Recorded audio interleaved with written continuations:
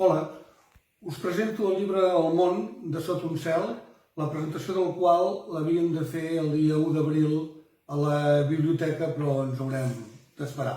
Us volia llegir un sonet que porta per nom Sorreres.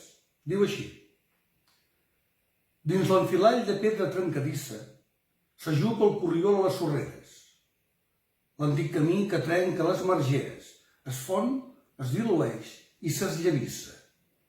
I com l'eure de tija enfiladissa s'aferma a les profundes canaleres solcant embats i places carboneres, sota volta verdosa i ombradissa.